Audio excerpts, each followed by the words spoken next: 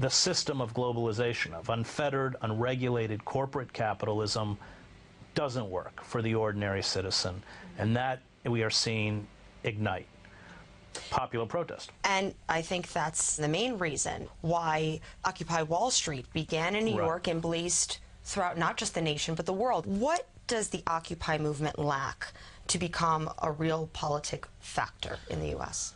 And throughout the world? Right. I mean, the other thing about the Occupy movement is that it had the right target, which is Wall Street. At this point, Washington is an appendage of Wall Street. Wall Street is where power lies, both economic and political. And so it was a powerful movement because it articulated these two truths. You know, the idea of the 1%, the economic inequality, coupled with a targeting of where actual power lies. The Occupy movement has now felt the full wrath of the state.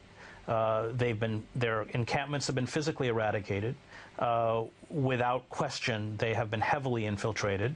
The power of the Occupy movement was that it spoke for the mainstream. And the state's goal is to sever the Occupy movement from the mainstream. So the Occupy movement has got to build walls. It's got to develop a kind of self-discipline. It's got to set standards which do not allow internal movements within the Occupy organization to sever itself from the mainstream. The threat of the Occupy movement in Zuccotti Park, and you were there, was that on weekends you had mothers from New Jersey with their kids with strollers. This terrified the state.